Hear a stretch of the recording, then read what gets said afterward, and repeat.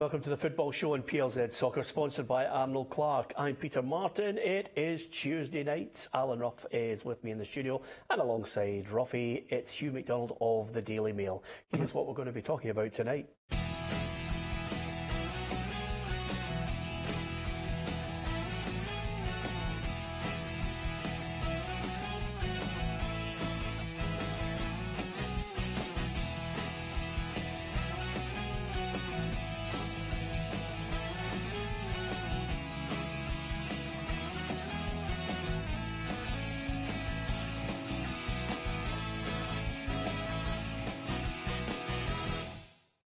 Yes, I can tell you there's a look of "I told you so" on Ruffy's face, but we'll get to that in a moment. The world's best player at the Best Awards in London was picked up by Luka Modric. We'll discuss that a little later on in the programme and give Ruffy his moment to savour. There's League Cup quarter-finals to look forward to, of course, at Easter Road. A cracker, Hibs against Aberdeen to look forward to, and it's not too far away from kick-off on that one. Here's the fixtures for you. Hearts, Motherwell, Hibs, Aberdeen tonight, Rangers, Ayr United and St Johnstone, Celtic. So 3 of the 4 ties tomorrow. But this one at Easter Road has the makings of a cracker, if not for the fact that maybe the Dons are expected to get into semi-finals and finals, and Hibs under Neil Lennon desperately want to get to one. Yeah, and the great thing about it is the old boxing adage, you know, styles make fights. Teams with completely different styles. Neil Lennon, utterly expansive, adventurous, attacking. I would see Aberdeen under Derek McInnes a bit more pragmatic, a bit more straightforward set up. Good players on the park. It's an excellent tie. I actually I'm going to put the mockers on it now. I would make Hibs slight favourites. Actually, I think I've been impressed with Hibs this season. And Aberdeen up until Saturday had a really sticky start to the season, I thought, I think Hibs could do it tonight, Peter. Yeah, strangely enough, I think both teams have still to go through the gears, Ruffy.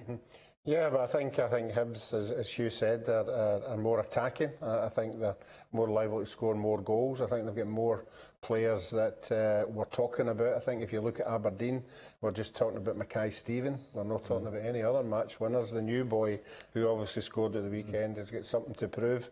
He might be a handful, but I think there are more Hibs players on for him just now than there is Aberdeen. Well, how much of a blow is it, Jamie McLaren, with that problem with his injured back? I mean, he's out, but they've got players there who can all step up at the moment. I think it is a problem, him going out. There's no disguising that, but I don't think it's catastrophic, and I don't think it's calamitous. There's other players in the team that can score goals. Actually, McLaren, you wouldn't say he's an out-and-out goal scorer anyway. He's done well with goals this season, but he wouldn't be a guy that you'd be, you know, pinning as an out-and-out striker. The way I think Camberry's an excellent player. I like the way that Neil Lennon infuses his team with pace as well.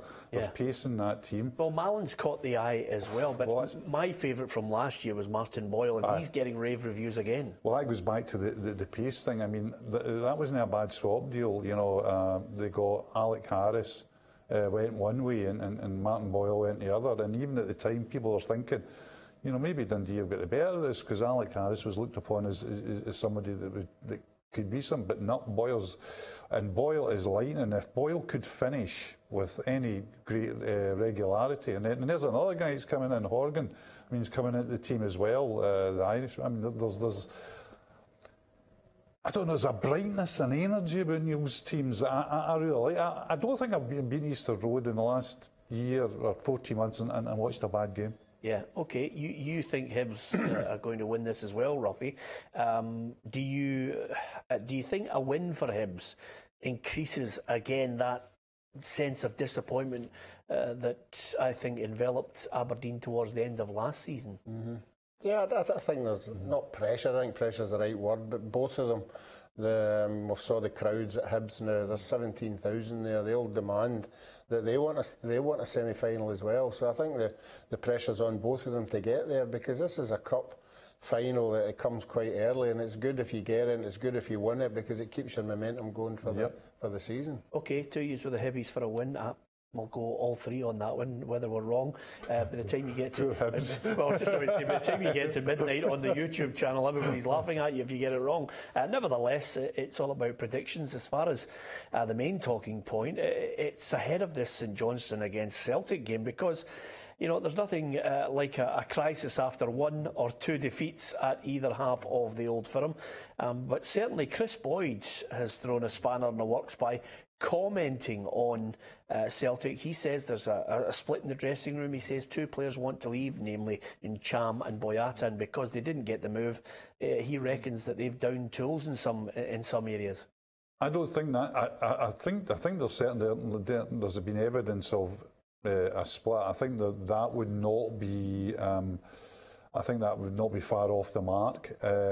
I don't think you can't say Boyata's down tools. So Boyata's been outstanding since. That's been one of the stories, hasn't it? Well, to be fair, though, Hugh, you say he's been outstanding. I don't think he's very good. Well, he's £10 million worth. Yeah, well, absolutely, but I still think you know, he's a better player in his head than he is on the park. I think so, and I think but I think he's I would agree with that. Let's not forget his conduct. His conduct was scandalous over that period. I'm not getting the move. The agent and him, you know, were far from happy with it. They weren't playing. But I mean, and that is going to play out. Celtic, whatever you think about, has lost £10 million there because they're not going to get a transfer fee for him. He's not going to go in. He's not going to go in January now, is he? He's going to sit back and say, "Well, every penny's going to come to me next year." You know, I'm not going to. I would imagine that would be my reaction to the situation. I'll lay a bet with you he goes. January. Right. Certainty. Well, I think the other way. I think he'll stay just to get all the money in his pocket next year. So we'll do a wee charity bet on that. Let's do a double on it because I'll say he stays. He goes in January, and I'll say Cham goes in the summer. I think Cham will go in the summer. Yeah. I'll not take you on that. And Cham. I mean, but that's the Celtic model. I mean, if you're looking at it, you're saying to yourself, who's the next big player to go, and then Cham's in that departure lounge. There's no doubt about that. Yeah. I mean, I agree with you know that there's certainly signs of unhappy players there, and I think, well, why can't there be unhappy players there? You had the situation where these players, rightly or wrongly, have you know, thought they were going or didn't think they were going or whatever, created a ruckus. Remember as well is Dembele on the training ground the day he went, you know, absolutely slaughtered the manager in front of the players. And Cham's his big pal, you know, so they're. I mean, if you're going to say if there's sides to be taken, I would think the odds are that, you know, at least some of the Celtic players are taking in Cham's way. And very interestingly, I thought when Boyata deigned to play and scored against Hamilton, you had the goalkeeper running 100 yards to congratulate him. Yeah. So, you know, there's mixed messages going out here. I know, but players do that as if they stick together. But it's Hamilton. I mean, and it's a yard out. I mean, he didn't exactly send a message that I am world class. Oh no, that's not. No, I'm saying the significance of that was that the players were buying into Boyata, were supporting Boyata. Yeah, absolutely. I get that. That's the type of thing they do, though, Hugh. You know, when they're rounding on them all of a sudden and everybody's going, wait a minute, we're calling you into question. And I think that's why at the moment it's such a delicate situation. And by the way, why I think that, you know, Celtic really need a refocus at the moment. They actually have to put an absolute pause to the season and sit down and talk about it. Well, Brendan Rodgers was talking about Chris Boyd's comments today. Not overly comfortable listening to or like what's the first I'd heard of that really. You know, I think Chris was probably best suited to try and get himself into the Kilmarnock team to get playing, and like I say, we'll concentrate on our own job in here. Maybe whoever's commenting on it, whether it's Chris or whether he's trying to take it from his own experiences, that's how he would have been and how he would have felt and how he made changing rooms feel. But for here, this is it's a different group of players. Like I say, we're not happy when we lose games. Okay, so he's fairly scalped that one into left field with Chris Boyd. I don't think it matters to any club, you know, what a player says. You take it with a pinch of salt. If you've got problems, you sort them out. No, it seems to be part and parcel, particularly this year, of everybody commenting everybody else. I mean, Brendan Rodgers hasn't been slow to have a go at Hearts or whoever he feels like. It seems to be open house now, so I don't Listen, you'll never believe this, Ruffy. There's actually a columnist who's commenting on a column today. I mean, that's how ridiculous it's getting. You know, Hugh often says it's maybe not the best game to watch, but it's great to read about because there's one mental situation after another. As far as the split's concerned in the dressing room, Brendan Rodgers had this to say. For us, we're very much unified. As a club, we've set such a high standard over these last couple of seasons. Yes, we haven't started as well as what we want, but one, it's very, very early in our season. But we're very much together. Yeah, you know what that's like, Ruffy. I mean, you guys, you'll tell wee porkies from time to time and say, oh, we're all together if there's been a full scaler. Yeah, well, I mean, that's what you tend to do. You tend to keep everything in-house. It doesn't matter whether it's at football. I think business does that as well. If there's something happening, I think standard practice is to stick up for the person you've employed, you know, unless you really want them out the door. But I don't know where Chris is coming from, saying, how would he know if there's a split in the dressing room? You know, he's not in the dressing room, he's nowhere near the dressing room, so he's just thrown one out there. Obviously, he thinks there's maybe one or two players not performing well, but for me, it's the players in that Celtic team now that wouldn't have been there in the Invincible run. You know, there's inexperienced players playing at Celtic who are finding it very difficult to get known what it's like to win every week. Yeah, well, when you're not winning, who's to blame for it all? I mean, it's back-to-back trebles. They're chasing treble, but when you have disappointing results, I think the buck stops with the manager, and so does he. You know, the 2 games that we've lost, I take total responsibility for that. I've made big changes in those. You know, away at Hearts, preparation for a Champions League game. I made a number of changes, more than normal. And then obviously the game at the weekend, I made normal. And then we had one enforced one, which meant we had 6 changes to the team. Now, I trust all the players that come in, but maybe I changed too many players. Well, to be fair to him, he's held his hands up. That's the best. I mean, leagues are cups, aren't they, won in pressers, but that's the best press conference from Celtic's point of view that he's given probably since before the AEK Athens game. He's come out, and that's a sensible press conference because he's continued to double down all season. His press conference on Sunday was amazing. It wasn't as if he fell into a trap, you know, where, you know, would you say the Celtic fans right to be alarmed? They said, not only did they say yes, he repeated it and said, yes, they're right to be alarmed. Yeah. You know, so then sending bells going everywhere. That was sober, it was controlled, we're in this together, we'll go forward together, there's no divides, blah, blah, blah. Now, whatever the truth is behind all that, it's another story. But what it does do is it sends out a message of unity, cohesion, joint purpose. And really, that's what they need at the moment. As I say, behind the scenes, they need to sit down and say, listen, you know, what's going wrong here? What can we change?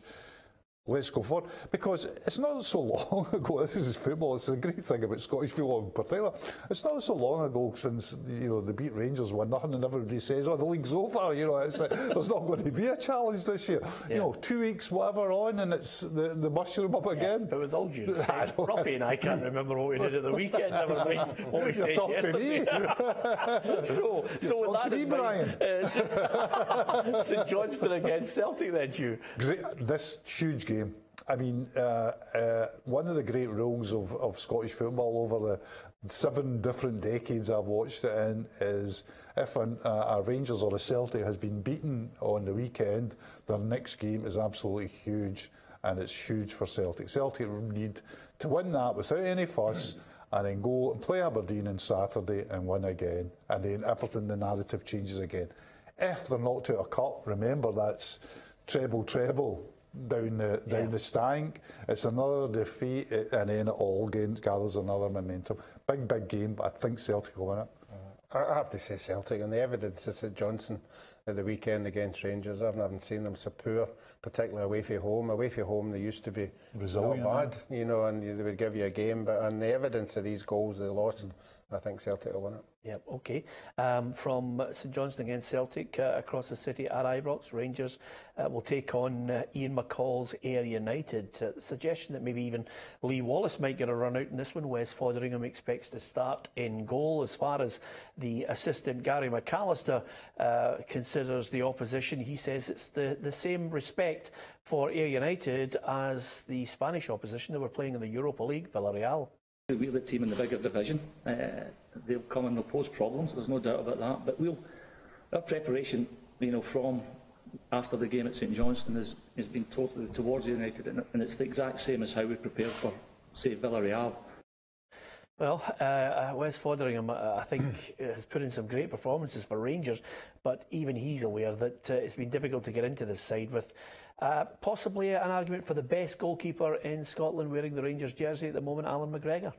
Well, it's been very encouraging. Obviously, Griggsy's come in and done really well, so I can't have no complaints about being out of the side at the moment, but just to be ready, because anything can happen in football, and if I do get the opportunity to go back in, make sure I keep that shirt. No, I've not been given that guarantee. Just obviously when I'm asked to play, like I say, go in and do my job. It's a healthy position for Rangers. I think, Ruffy, they've got two good goalkeepers. I don't think he's done anything majorly wrong. No, I was always impressed with him when he was in the first team and playing regularly. I think if you look at some of the games last year, I think he was top notch. He'll feel, upset that McGregor's come in and automatically taken over for him. But given his chance, he'll get it. I'm sure he'll play well. Yeah, I agree. McGregor's in supreme form at the moment. He's been integral to everything that Rangers did in Europe. I honestly think they wouldn't have progressed in Europe without him. I know people say one man doesn't make a team, but I think in Europe he really, and with those fine margins, the kind of saves he made, outstanding. But yeah, but it makes you think that they've definitely got an asset there, Rangers, in Fotheringham, how long he'll stay, because he is destined to be number two. There's no doubt about that. There's not a contest for the number one spot at the moment. Yeah, it's an intriguing one. I've been speaking to a number of Rangers fans trying to gauge, the the sense of stopping Celtic winning the league, whether it's a true challenge this year, maybe a cup is the best hope. You do get the absolute fanatics who, can't kind of give you a balanced view on it, but I think the people who watch Rangers regularly over the years and years are looking and saying, if you're looking at the spine of a team, good goalkeeper, I think Connor Golson's fitted in really well, and then Morelos, to be fair to the boy, Lafferty's been a good acquisition. And then the middle of the park, I still think they need something a wee bit more special. Am I being too critical? No, I think you're looking at somebody like Ajaria really coming on. Really making a really, because he has got the technique and seems to have the vision, but it's expecting an awful lot of an on-loan laddie, isn't it? I agree with you. In the middle of the park, they're looking very functional, very aggressive, very competitive, but maybe they don't have quite that little technique thing in the middle. I mean, they'll say, I thought it was interesting last week watching the game when Dorrans came on, because I think Dorrans is capable of that little pass. And of course, they set up Arfield almost in the last seconds of that game in Villarreal for what could have been the most unlikely of winners. So I think he's got the capability of doing that as well. But what they are at the moment, I think the really significant thing about Rangers is, we looked at their home form last year and it was abysmal. Their home form this year is invincible, and I think that's given a lot of Rangers supporters a lot of hope. And if you throw in Celtic into a bit of disarray into that pot, it raises great hopes in the south side of the city. Yeah, OK. Hearts against Motherwell. Ruffy, I had a wee trip through to the stadium to see the Jambos in action against Livingston. It's not one that I'll be watching again on DVD, to be perfectly honest with you, although a lot of Hearts fans have mentioned to me that Ikpeazu makes a huge difference to them, and I think his absence, it almost took away an option that they have, as in causing havoc in that final third. His movement, he can score a goal, and he creates as well, brings the midfield in. Yeah, but they have been super. You're going to take a dip at some stage. They've just been invincible since the start of the season. Ruffy, Calm your jets, we're only 6 games in. Invincible since 5 games in. Well, they've been unbeaten. Looking invincible for me. I'm quite happy with Invincible today. We're obsessed. It's Invincible is word of the day. Yeah. You've got every right to use it if I do. No, he's mentioned Invincible at home for Rangers. You mentioned Invincible after 5 games for Hearts and a draw. Let's just say with the form they're on, they're due a wee hiccup. Yeah, but as long as it doesn't continue, and as long as it doesn't continue, if they can get back on the rails, just like we're saying Celtic should do, then I think that's when we start judging who is really on form, is when they all start playing each other, particularly away from home. If Rangers were to go to Easter Road and Tynecastle and Aberdeen and pick up 3 points, then you've got to say, look here, we've got to start taking them. And if Hibs do it and Aberdeen do it, so we all know what Celtic can do. But I think some of the Rangers supporters are getting carried away by beating Dundee 4-0 and St Johnstone. You're the only guy I know that I'm talking about Hearts Motherwell and you get it back onto Rangers and Celtic. It reminds me of him in the early days. I could ask him about world footballers and he'd go, but what about Bobby Murdoch? Is there any chance you can stick to the script? Well, what I'm saying is, yes, they've all got chances, but these games that are coming up that we're talking about will be big judges, particularly the Hearts game. Yeah, OK, I'm going to go through and see Hearts Motherwell. Hearts have a stadium in Edinburgh, roughly at Tynecastle. I know you only go to Partick Thistle games now, but I think Hearts can win that one. The battle of 2 teams that will give no quarter physically. You need one of these squeegees to get the blood and snotters off the park. Yeah. I mean, this is. I mean, they're great. Every game's got a real intrigue in it. Even the Rangers game, because you're saying, I wonder what Ayr United will do. I'm not saying Ayr United will win, but I think this is the game which will be really almost brutal in its intensity, which is great. Yeah. I think Hearts will nick it. Ruffy? No, I think Motherwell might do something here. I don't think it'll be over the 90 minutes, but I think... Motherwell to win? Yeah, I think so. I was impressed with them at Aberdeen. I thought they had chances. Hey, it's all about opinions. I'll stick with you. I'll go with the Jambos. Just before we get to the winners at the best awards for the FIFA World Player of the Year, John McGlynn back at Raith Rovers. It's a strange situation. I can understand their thinking behind it. A safe pair of hands, but there doesn't seem to be a number of clubs now looking and thinking, OK, we're going to go back down the youthful area again. No, I think the thing about the really informed decision at Raith Rovers is a series of poor appointments. And I think, yes, they've just went back and said, let's go back to what we know. John McGlynn, great football man, great football brain. Let's go back to that. And I think it's a wise decision. I think it's a good decision, Peter. Yeah. OK, let's look at the FIFA World 11 that was selected last night at the awards ceremony in London. Ruffy, do you agree with that lineup there? De Gea get in. And this was after Courtois was voted the goalkeeper of the last season. Yeah, I don't understand that one at all. I think if you are the best goalkeeper, you should be in the team. But obviously, maybe it's 2 voting systems that do it. But apart from that, I know Hugh's going to talk about Dani Alves, but apart from that, what a side. Yeah. Messi and Ronaldo didn't turn up for that. I wonder if they got the wink that they were going to win that one. Modric wins it. Ruffy said he would win it. He did. Yep, and the only problem, I think a definite choice. Modric was an outstanding World Cup. Kind of World Cup, if you won it, your top player, effort, technique, skill, drive. I mean, good players alongside him, but really lifted a team to their best. Great. Only got 2 complaints about that team, Peter. I don't think Alves. I think Alves is a spectacularly poor decision, given that he only played about 16 games last season. I probably had the Belgian Meunier in, or even I think there was a case Alves on the World Cup for Trippier in, and I'm just saying, no place for Bobby Murdoch. Yeah, which is amazing. I know you like to see him in every World 11, even since he stopped playing. But I'm happy you managed to get him in anyway. And on that note, you might agree with the World 11. You might disagree with that selection. And of course, Luka Modric. It's all about opinions on the programme. If you get a chance, subscribe to our YouTube channel. You can see the programme Monday to Friday. Thanks to Ruffy. Thanks to Hugh McDonald. We'll see you tomorrow. Steve Cowan of Aberdeen and Hibs. Remember him? He'll be with us on the show.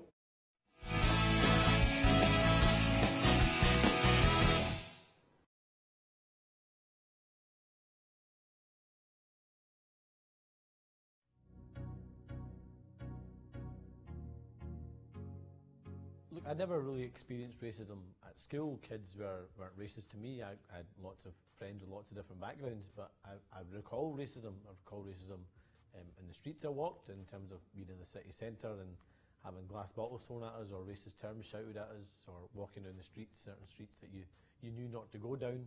You knew there would be racist incidents.